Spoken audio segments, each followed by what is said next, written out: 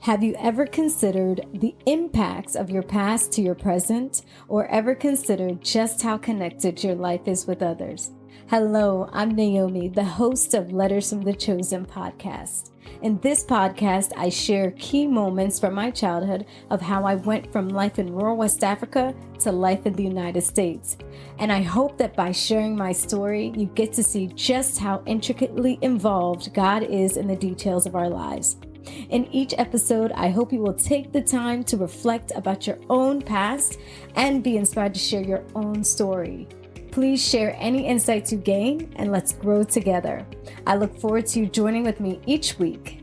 Let the story begin. Pass the potato. I left my sister's house to stay with my uncle Dufour.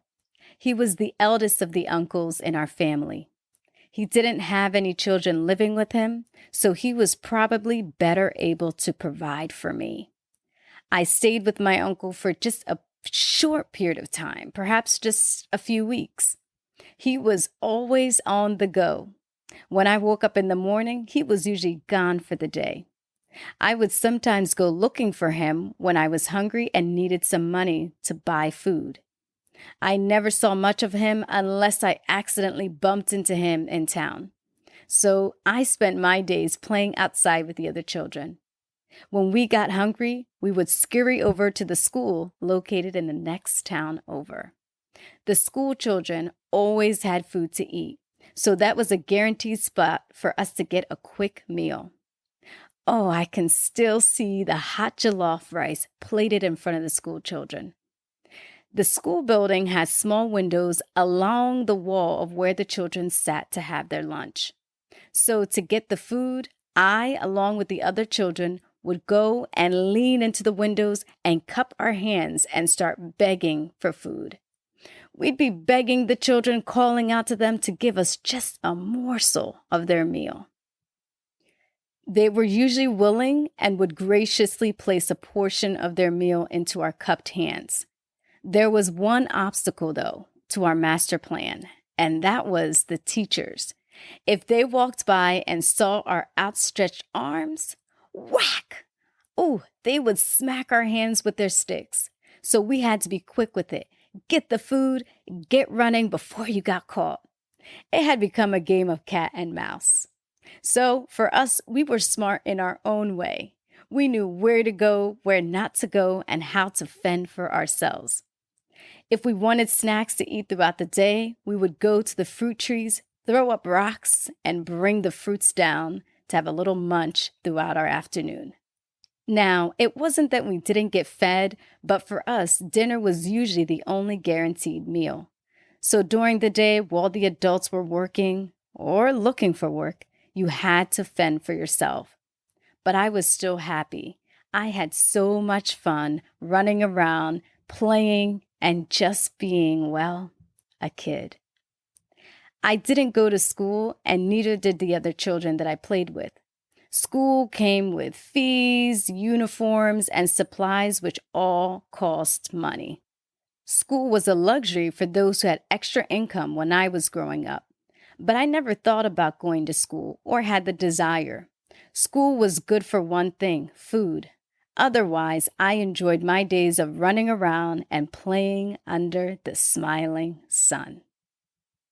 Well, as I mentioned, my stay with my eldest uncle was brief. He told me that we had extended relatives, or they may have been family friends who needed some help in their home. I guess he thought it was a better place for me, and he sent me to live with them. Well, I wasn't there long either. When I arrived at their home, I met the mother and the son. I don't remember meeting the father. They seemed a little disappointed when I arrived. Basically, my job was to assist the mother with chores around the home. But she didn't give me that many chores. I remember an errand she sent me on to fetch some water for them. I remember the well looking like a large fountain. It was the most beautiful place I had ever seen. She also gave me small tasks around the house like sweeping. And that was about it. And maybe after a couple weeks, she sent me back home. I think I was too young and needed more taken care of than they had anticipated.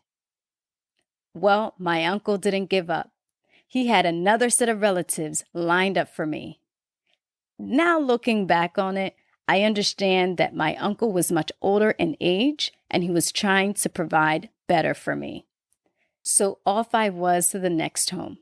I remember my first day there. When I got off the bus, there were two women waiting outside for me. They were young and most likely they were sisters or sister-in-laws.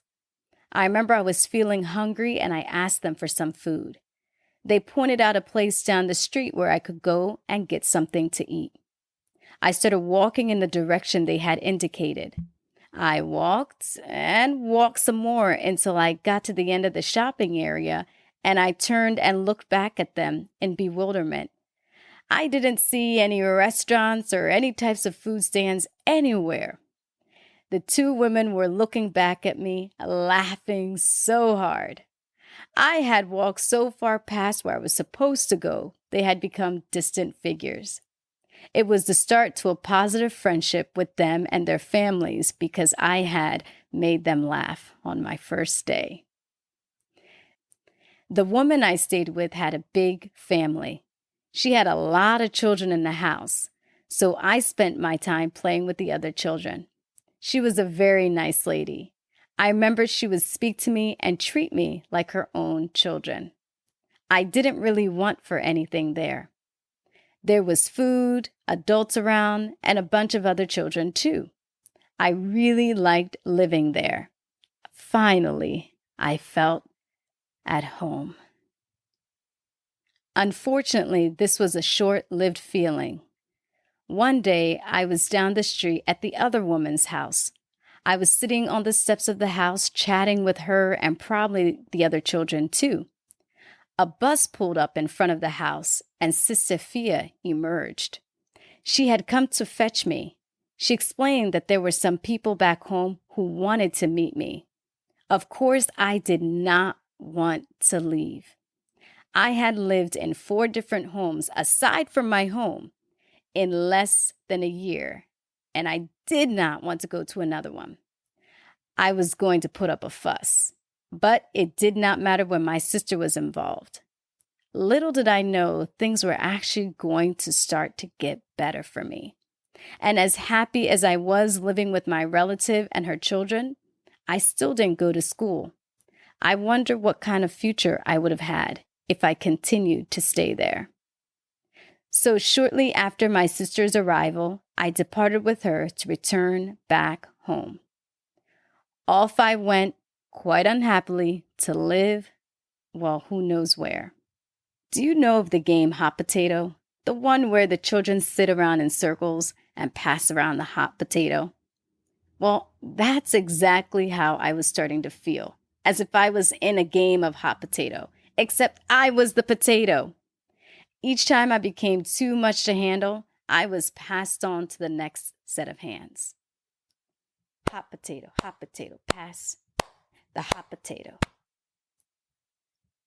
I was getting passed on and on, but this time I just didn't want to leave.